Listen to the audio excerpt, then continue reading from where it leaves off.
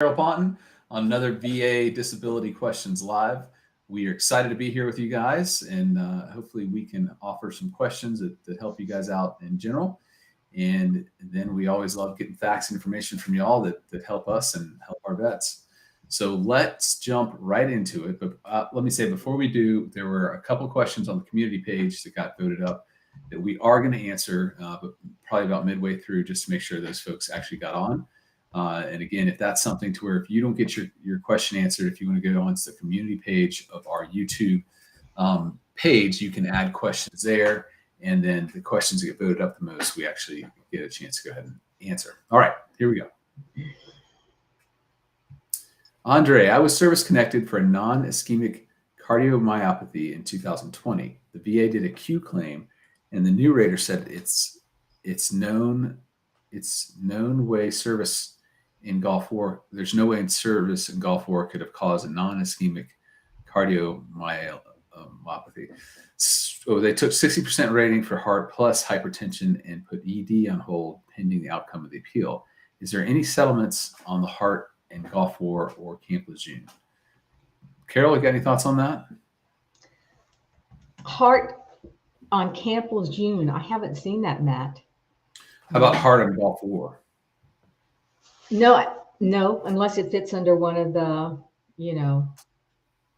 unknown, no etiology for it, no known cause of it.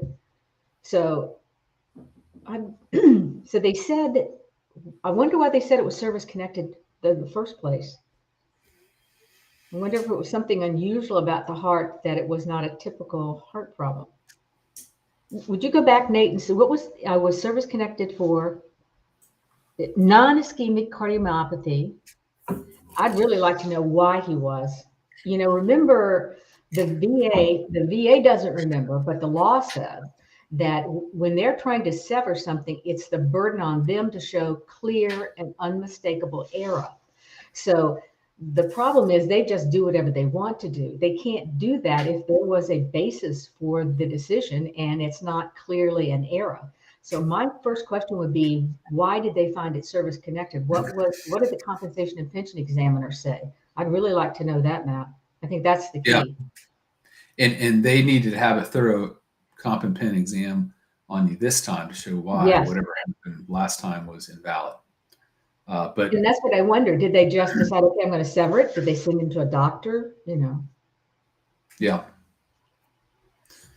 All right, Warren, VA has assigned me to a telemedicine for mental health. It's been my 4th session this week for therapy and psychiatrist. How do I present to them if my diagnosis is caused by service-connected migraine? How do I present to them?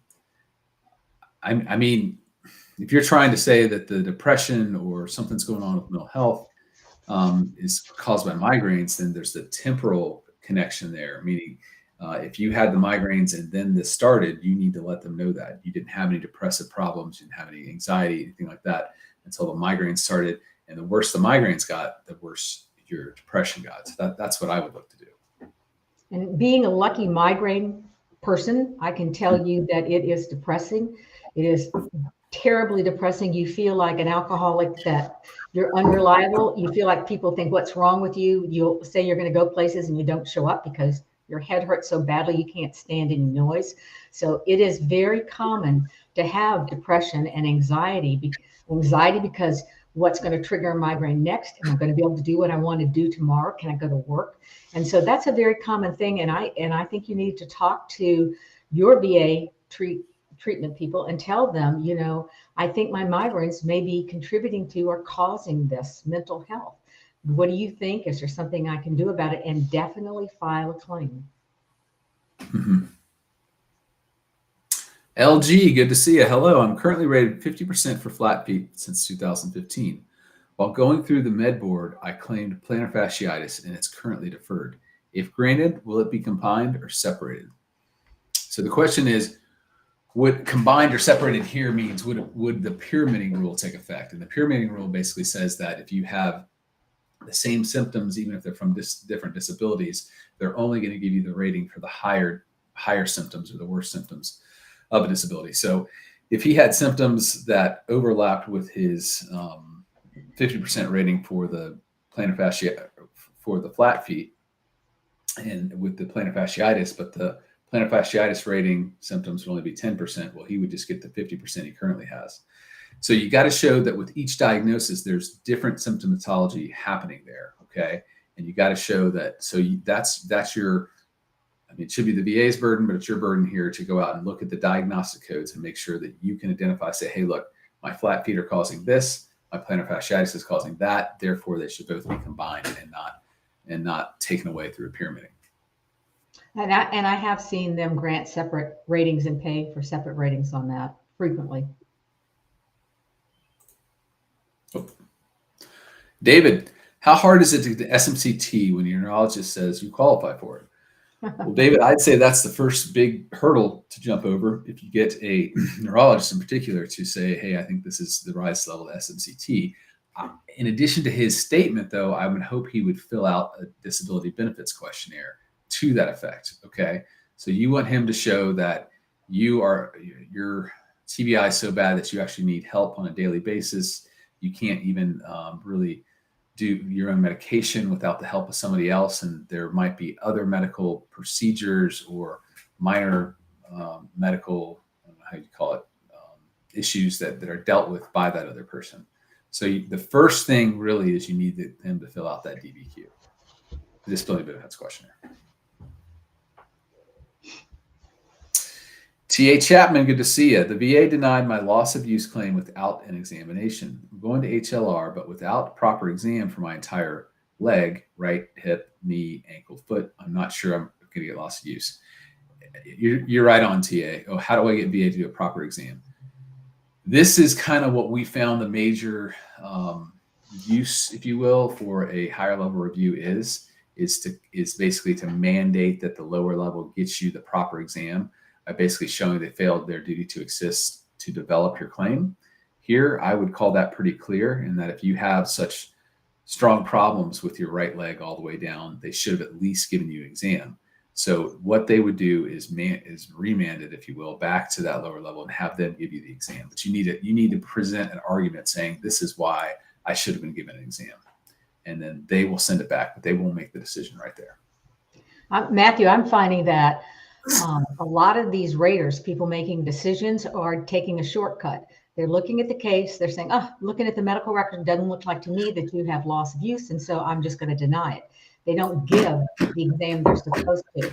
And that's why you file, as Matt says, in DTA. A lot of people ask, what is that? That's called duty to assist.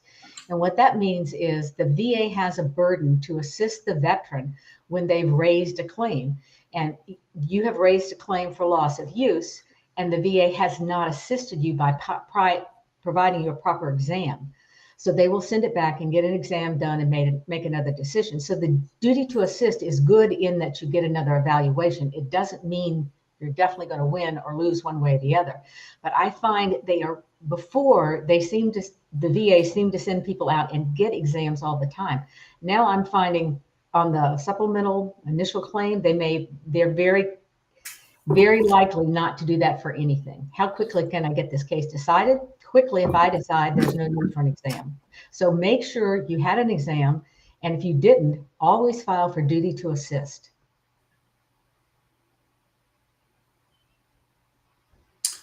Carlos, I have a C&P Telehealth tomorrow. Can my wife be a witness? Thanks. Take your wife on. Carol does this better than anybody. Carol, give him a speech. Give him a speech. Yes, you can. When you go to the VA, they're likely to say, she can't come in. And so I tell my clients, say, well, if she can't, I can't. And you just sit there and they'll let her in. There's no reason a witness cannot go with you. The right of privacy is yours to get rid of or say, okay, I'm waiving it. If you're at home, there's probably nothing they can do. She's sitting there beside you, and you need to say, I can't remember. I mix things up. She is my memory, and she's going to be here with me, period. And but also make sure you have that form to figure out what questions are going to be asked. That's the worst thing you can do, is go in without knowing what you're going to be asked. Okay. That's the disability benefits questionnaire for your Right. for whatever C&P you're having. Okay, John Johnson. On the DBQ, my doctor said I can never stop the CPAP machine. Would this be considered as a Nexus? Carol? No, a nexus means that it's service connected. So in service, say you kept waking up and you couldn't breathe, you gasped for breath, and you now have a diagnosis of sleep apnea. The nexus is a doctor saying these are connected. It happened in service. It's what's causing this present condition. So it service connects it for you. That's what nexus means. Yeah. Radio Killer, good to see you. Hello, well, getting a mental health exam next week. And in June, a C&P exam for lower back increase and knee secondary. Watching your channel over the past few years has helped encourage me. Thanks so much. Well, we appreciate you, Radio Killer. You're always one of those prompt listeners and participators we have. So thank you and best of luck there. Again, as Carol said, grab a copy of the Mental Health Disability Benefits Questionnaire, Nate, if you'll throw up the link to that. And then also for the lower back, just so you know what they're asking and what questions are on there. If they don't ask those questions, you know that you need to say, hey, well, what about this? And if there's not a question on there that you feel speaks to the full symptomatology you have, then you need to be ready to say, oh, by the way, doc, I need you to consider this as well. But best of luck to you. And thanks for being a long time listener with us here. And remember, a lot of veterans are angry when they see the compensation and pension report because they weren't asked the questions on the form. The doctor just filled them in. So don't let that happen. I'm sometimes wondering if I shouldn't get my veterans to actually fill the form out and hand them to it and say, I know this is for a doctor, but this is what I think, especially on headaches, when they tell you that headaches, that veterans said they didn't have to lie down, that it didn't interfere with work. Now with you, remember, one of the things with the C&P exam, I'm not sure if the mental health is to service connected and rated or just to rated. If it's to service connected, you need to be firm in your mind as to what service connected problem caused the depression. For instance, you're service connected for your lower back. It looks like lower back increase. Yeah. So depression could easily come from that with the pain and the limitation of your activities.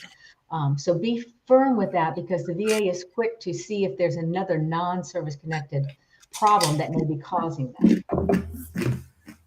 Yep. How's the ice? Good. Sorry. I'm going to have a Coke. Lonnie, what are you guys' successful approval ratings with higher levels SMC appeals? I mean, to be honest, Lonnie, we don't really break it down from one kind of appeal to another. I'll put it this way, if we feel like we can win and we go out and develop the medical evidence to win, we win over 90% of our cases. If we have a case, say again. We don't stop. If they deny us, we keep appealing. Yeah, I mean, but it comes down to two things. One, we got to spot it and think, okay, this is a case we can win, because we see what we think could be SMC cases all the time in our files, but once we dig into the medical record, sometimes it just doesn't pan out. So it's got to pan out, but then we also got to be able to get a doctor to agree with us. And if we have those two things, I mean, I conservatively 94%. But most of the time we have to go to the board, Matt. The regional office, they do not like to give money away, and they don't. The SMCK for erectile dysfunction, yes, but the other SMCs, SMCS, yes, but aid and attendance, all those others, you have to fight tooth and nail for them. So just be ready to do that. Yep. John Johnson again. VA C&P examiner denied my claim because I didn't say I hurt myself.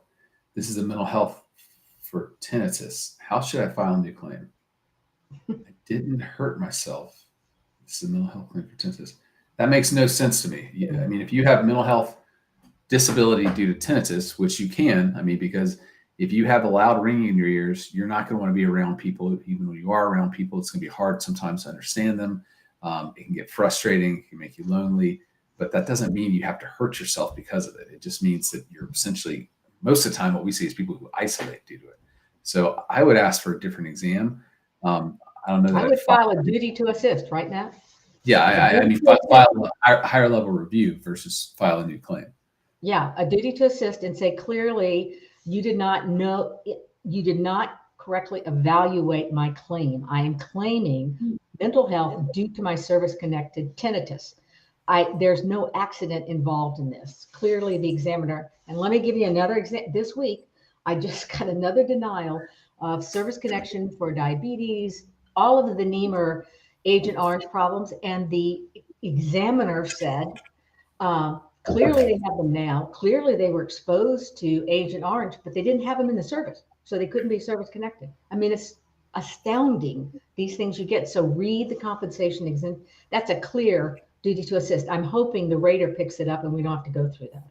But I'm seeing some really bad compensation and pension exams. They don't know what they're doing. Sergio Alvarez, is a CT scan or an MRI a must-have for a migraine claim secondary for PTSD? No, you need a diagnosis. You don't need those at all, either one. All right.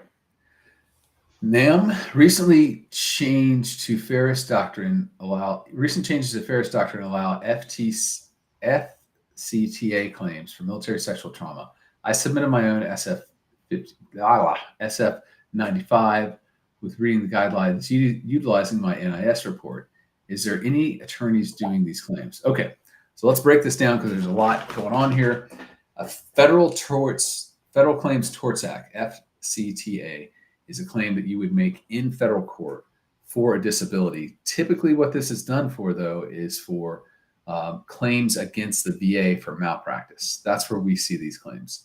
Now, it looks like you're saying you had a military sexual trauma in service, and you're able to apply for that. I have never done that. We typically, when we get a claim for medical malpractice, we do an internal VA claim, which is called an 1151 claim, where we try to basically service connect that injury due to malpractice from the VA. The SF95 is the form you submit to basically get a settlement from the administration, and you don't have to go to court if you get what you want there. So I don't know. I don't know of attorneys who do this. I guess one attorney I'd try is Glover Luck out of Dallas. They handle a lot of 1151 cases. When somebody we have wants to go to trial, we send them out there. But Glover Luck is a great firm, and I fully endorse them. And if you haven't filed the VA 1151, file that. I worked for the federal court for a number of years. Federal court's tough. A lot of the judges are very conservative. I mean, it's just incredible how hard they made it. Maybe they've changed. I don't know. And if they have, this is what we're asking all of you to let us know if you've had any luck. But always go through the VA. That's a much, much easier way to get your benefits. File the other if you want, but I'm just telling you, it's hard. Yeah.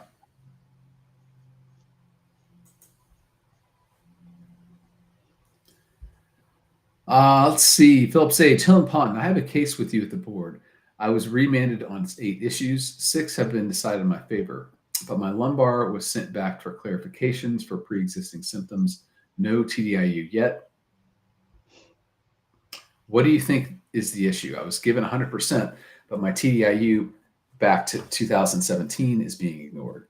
I imagine they're ignoring that because of the lower back issue. They're somehow saying, I don't know. Yeah, they're entwined. And so they don't want to decide one without the other. That's as best as I can give you there. And just so you know what we're seeing, this weekend I spent a long time writing to the VA saying, here's a BVA remand from 2020. Here's a BVA remand from 2018. Please tell me why these haven't been acted on. And I'm getting this response. We are taking cases in the order that they come in. And clearly these 2018 and 2020 are old. I have no idea, because looking on VBS, I can't see why they're not acting on it at all. So I have to tell you, there are a lot of things like that out there just sitting, and I don't know why.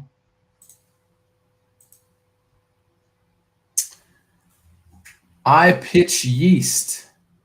I'm 20% for 20 years. New TDIU claim is in the process, but I've already seen a bump to 50%. Now DFAS is asking for disability severance payback.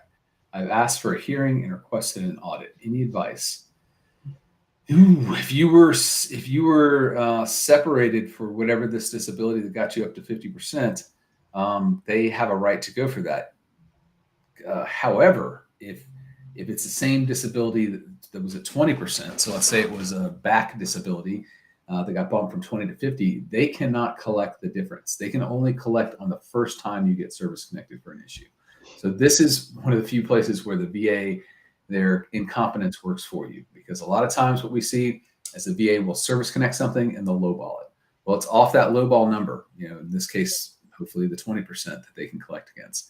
Once you get up to 50, they can't collect that delta. They can't collect the difference between the two. So that's what you'd want to say if it's the same disability. Michael, is static the same as 100% P&T and can't be reduced? Carol, you want to take that one? I wouldn't think so. I mean, No. It might be, but I wouldn't count on it. No, if they want to say permanent and total, they'll say it. Static just means I'm getting another evaluation to see if I can knock you down. Well, static means they don't think it's going to get worse, but in either P&T or static, you can still get a new exam. They can still send you a new exam if you ask for an increase for that disability, if you ask for disability secondary to that disability, or a disability in the same kind of region. They could plausibly get a new exam for you. So they're not supposed to, in either one of those situations, go out and ask you to come in for an exam. Typically what we see is those exams are given when a vet asks for a higher rating or something else. So Matt, I have seen static, like when someone has cancer and they're still on treatment, so they can't drop them down. Sometimes they use those words, when you, not the same as they use them other times, saying I'm not going to get another exam. Yeah.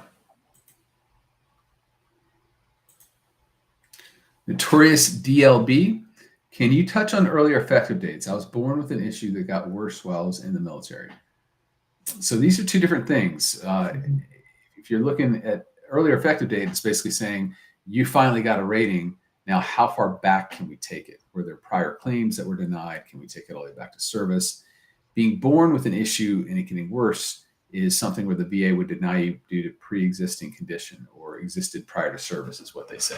So if you have something that basically you came into service with and it was noted on your exam, you had a bad knee, you have limited range of motion, they note that on your entrance exam, then there's the deal. What you're dealing with is aggravation. And if you can show something happened in service and it got worse, the VA is going to say that it has to get worse beyond the natural progression of the disease itself.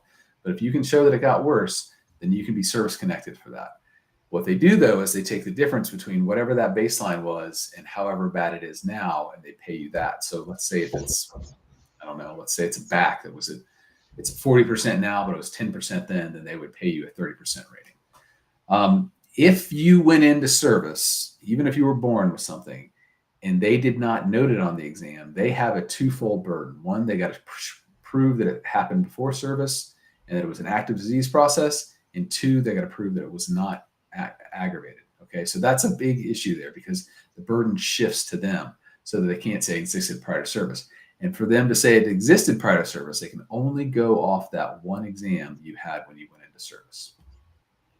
And Matt, as we know, there are certain, when somebody says like severance or reduction, those are ones that we look at because many times they are wrong. Many times they were not done correctly. And if you have them reversed, you get to go all the way back to where you were and have those benefits restored. So one of the things I find with pre-existing is that the VA is wrong because it may say knee problems asymptomatic. That means you had a problem in the past, but you don't have any problems now. So if it shows injured, fell and tripped, starts with chronic pain after you've been in for over a year or so, then there's a presumption of soundness. And I think that they have to overcome that. So you need to look at what exactly it said on the entrance exam and what does it say in the medical records throughout your service. That's going to let you know. Anytime they note anything on an entrance exam, they deny you, whether they should or not. So these are big areas of error for the VA. I agree. And so actually, let me tie that back. This is a problem where once you get service connected, if you've applied several times, this is one of the few areas where I look for clear and unmistakable error Q. People want to have a Q claim every which way they can. I never file Q. But in these instances, if they said it existed prior to service, and then we get to service connected later for it, and then we find out, oh, they didn't do their they didn't do due diligence and look and see if there was a notation on the exam or not, then we're going to try to go back to an earlier effective date to that first claim that you applied where it was denied due to existing prior to service. Matt, here's another area that I see quite frequently. You'll look at the entrance exam and it says nothing. There's no pre-existing problem. And then somewhere in the medical notes, somewhere, someone says had a problem in high school or whatever. That's not pre-existing. That's not on the entrance exam. They're going to have to prove that that really existed. So make sure you know what's on the entrance exam and what was going on with you when you were in the service, plus what the I'm connected for sinusitis and want to apply for rhinitis via PACT. I have a DBQ from the ENT for rhinitis with polyps. How will my claim be treated? Is it a new claim, secondary, or combined?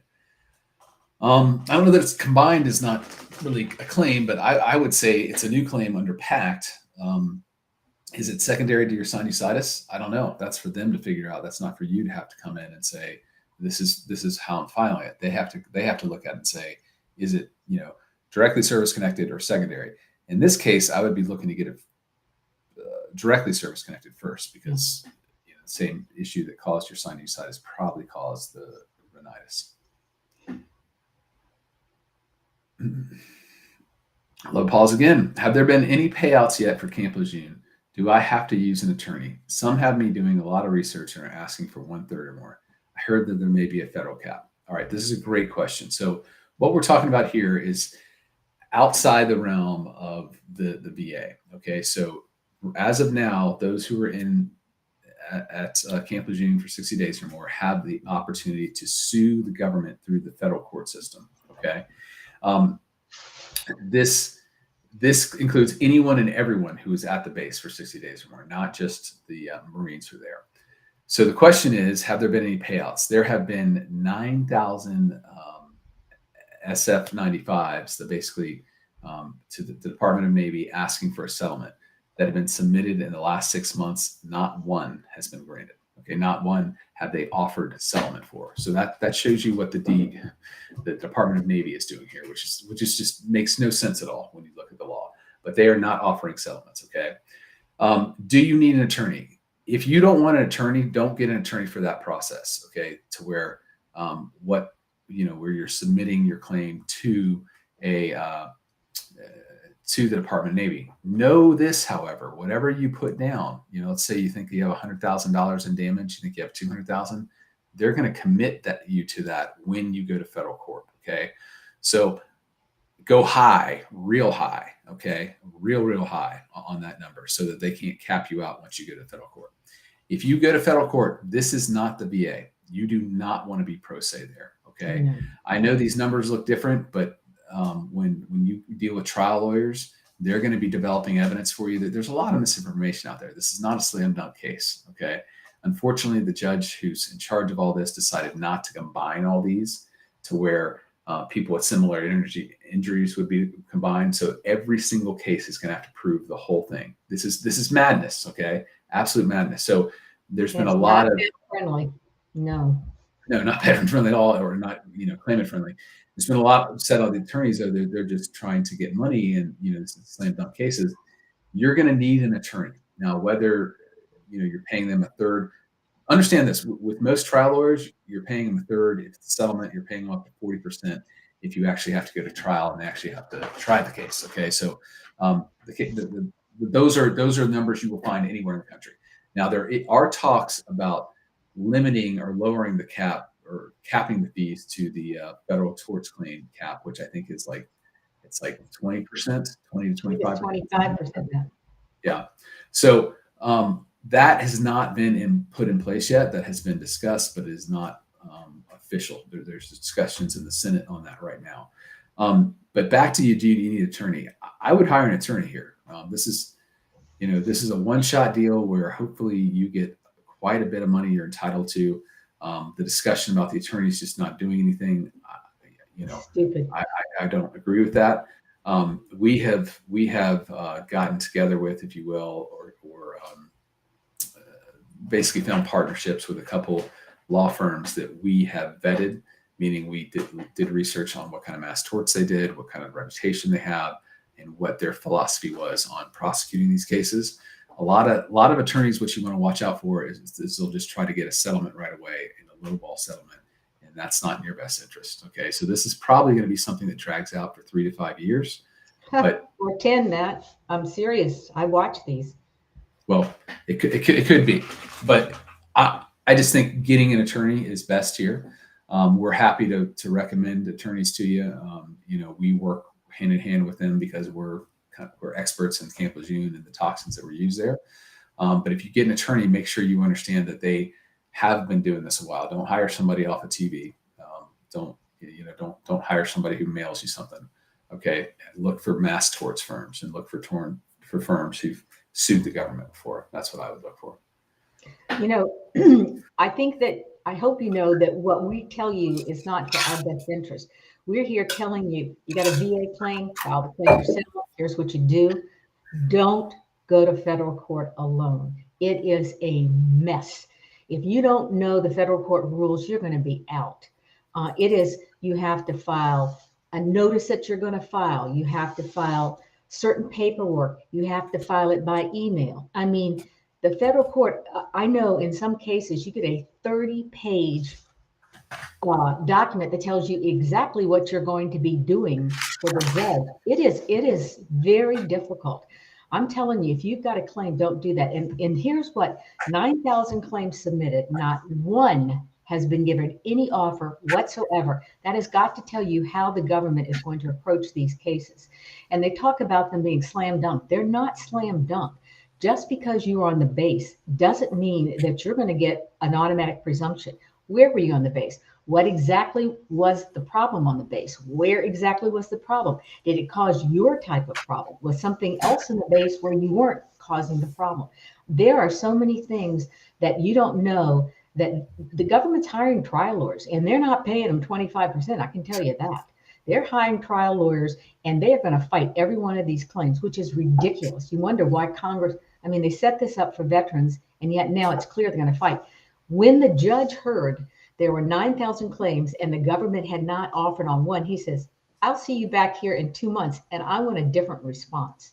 So even though he says that, he can't make them do that. And if they try every trial, a single trial, it's going to take forever.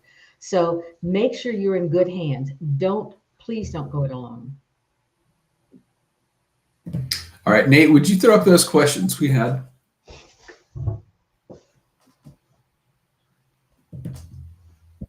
All right, Michael Case. And these questions are coming from the community page from our YouTube channel, okay? So if you don't get your question asked today, I would recommend putting it up there. The questions that get voted up, meaning other people say, oh, I want to know something about that, we get that on there.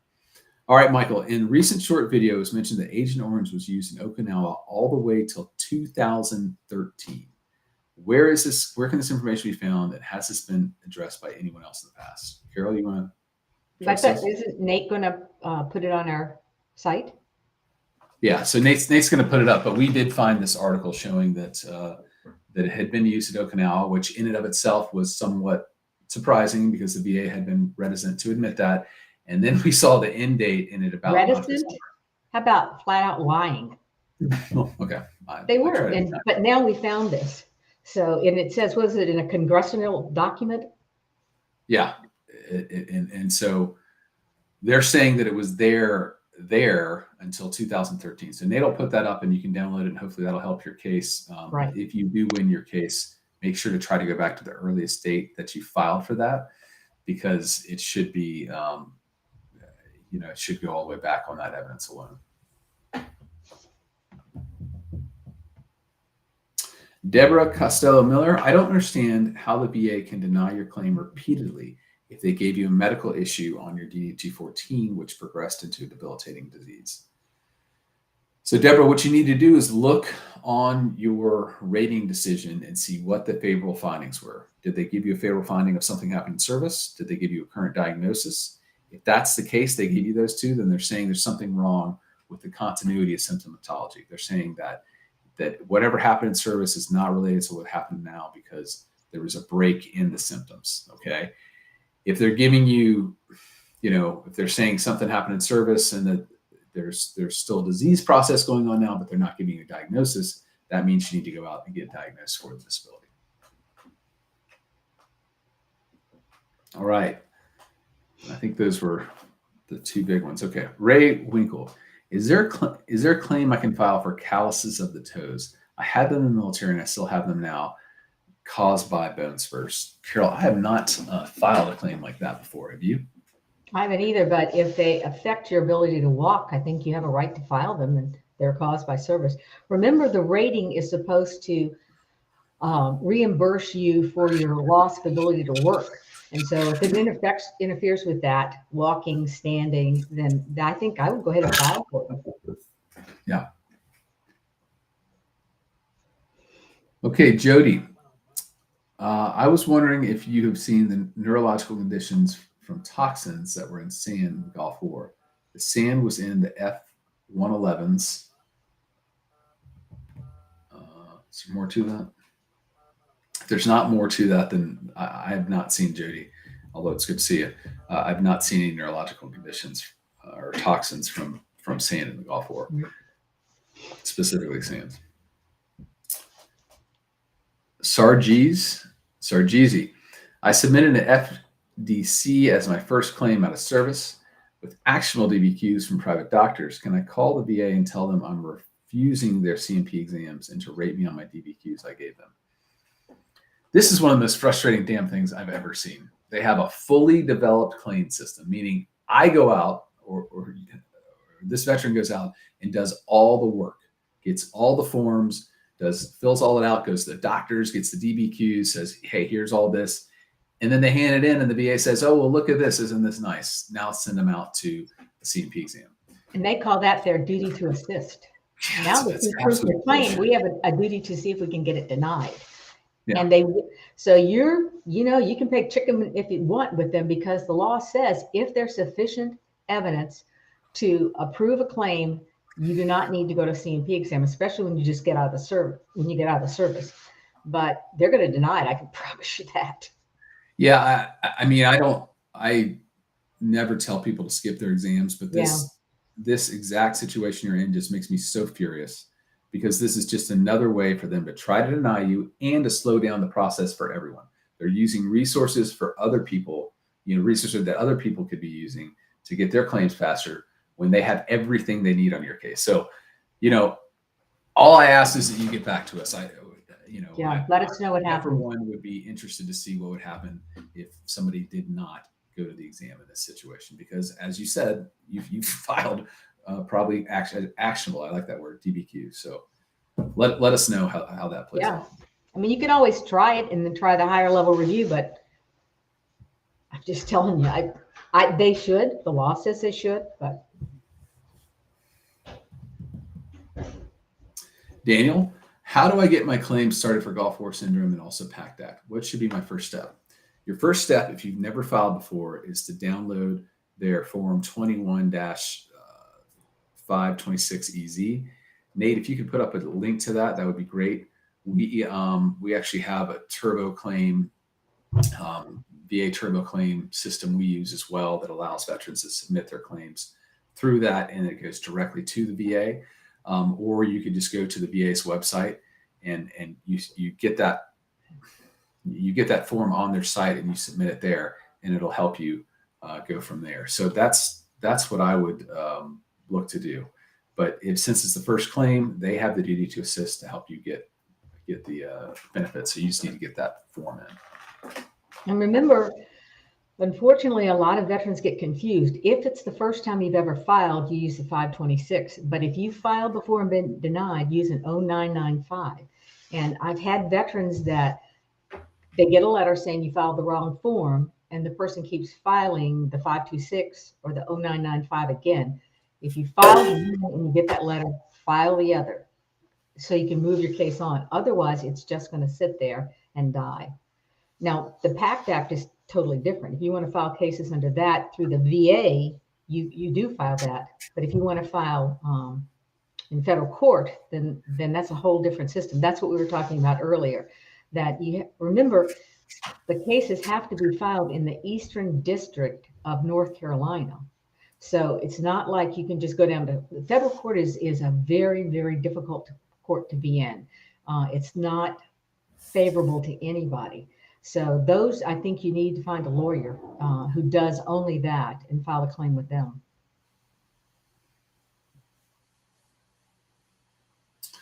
Jennifer Pastor, severance pay after wrong discharge. It should have been medical. It's been 13 years since. If approved, how is it paid? You know, severance pay goes under DOD regulations, and we just don't deal with that, unfortunately. So that's, you have to find a DOD attorney for.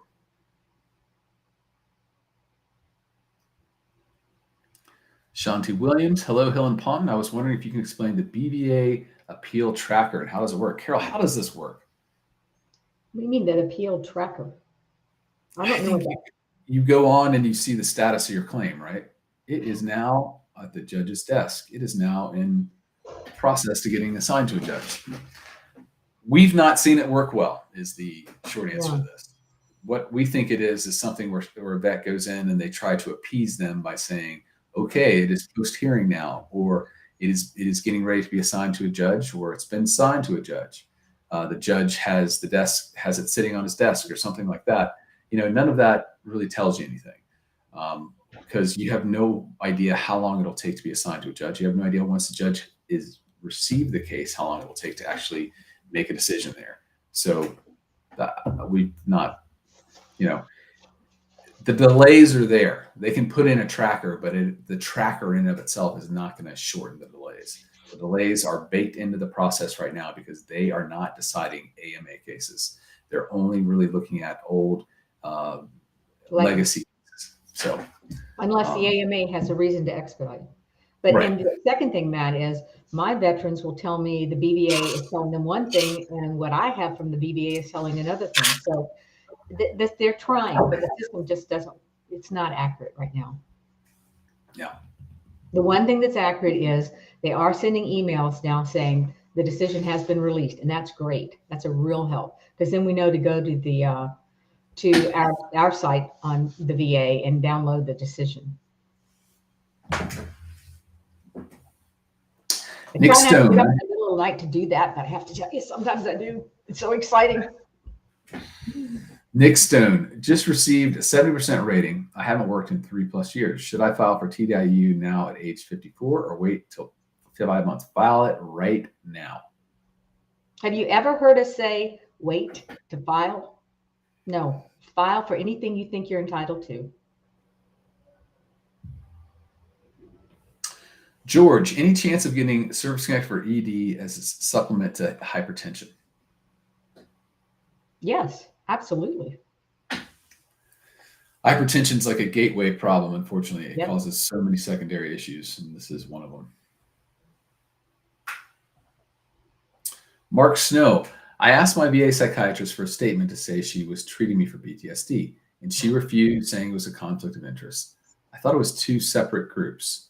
Okay, if all you're asking for is a statement saying she's treating for PTSD, I would just not do that and just get your actual records and find the diagnosis page. And if it has her diagnosing you for PTSD, well, then we got both things. 1, she's treating you. 2, she's giving you the diagnosis. As far as the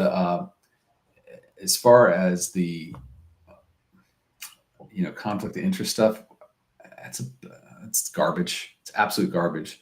But as Carol taught me early on, if you have a doctor who's treating you unwilling to give you a legal opinion like this, you don't want to force them, because the last thing you want to do is have your treating doctor bomb your case, sabotage your case, and give you something awful. But from her comment, I would make sure I looked at those medical records and make sure she's reporting the severity and all of the symptoms that you're giving. It makes me a little concerned. So you really ought to make sure that she is documenting your case correctly. And if she's not, move on. Yeah. All right. We've got time for a few more questions. We're ending a little bit early today. So let's see what we have next here, Nate. Carol, is it possible to get DIC Retro if death changed to service connection in 2010 for Vietnam vet? I started getting it in 2019. It is possible. You need to know what you did before. This is the widows, that the PACT Act, the one thing that's really great for the widows. If you filed a claim before for DIC and you were denied, then the VA is supposed to reopen that and go all the way back. I don't really know what you did earlier. So that's really going to determine whether you can go back. But there is some real money there for widows and widowers that had filed claims earlier. Mm-hmm.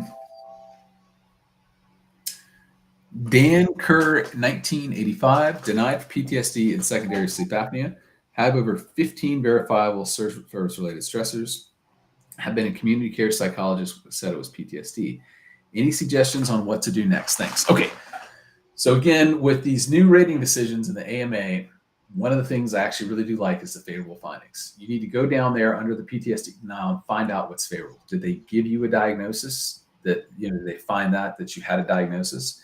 Did they say that there was a verifiable stressor in service? Did they say that there was a link between service and something? Maybe it wasn't PTSD. Look on there and find it out, okay? Because once you look at that, you can eliminate your need to, chase certain evidence. If they're saying you have a confirmed diagnosis of PTSD, bang, you don't care about what anything else is going on with your diagnosis currently. If they say that you have verifiable stressor, great. If they have both of those, then what you're looking for is the nexus. You're looking for somebody to say, this is why these two are related. He had this problem started in service. He reflects on this often, whatever the doctors would say. But go on there first and figure out what they are giving you. Because I know if you've got all, from what you're saying here, they have to have found a favorable finding on at least one of those. Right. Okay, S. Hobson. I put in for increase on migraines and told them that I could not work. Will they put in TDIU for me? There's the should and the would. The should is, yes, that's an implied claim. Will they? No, because they want you to fill out their 21-8940. So you need to go fill that out, okay? The law says you have a claim pending for that, but the way they operate says that you need to fill it out. Until you fill it out, they're not going to start processing it. So, it's all about getting the benefits, not getting what the law says. So remember, with migraines, the highest rating you can get is 50%. So they definitely are not going to do TDIU for you if that's all you have. Although they are supposed to, if you can't work because of the migraines, they're supposed to send your case to the central office for a decision. They will not do that. So you have to monitor your claim yourself. File for TDIU. If they deny you because you're not scheduler, that means that you have one rating of 60% or combined ratings of 70 with one at 40. If you don't have that, they're not going to do TDIU for you. They're not going to evaluate you. And they definitely, I've never seen them send it to the central office on their own. You have to appeal and ask that be done. And they may not do it. You may have to go to the board and ask that they do it. They will do it, and they'll send it back and tell them to do that. But then let me tell you how it works. I've had 2 in a row of these. The BVA noted all of the favorable things that should have allowed the veteran to be found entitled to TDIU, even though he didn't meet the schedule or the 60% or the 70% requirement. But they had to send it back because first the central office has to make a decision. The central office has someone work up the case and do a recommendation. The recommendation in both cases has been to approve it, and they've denied it.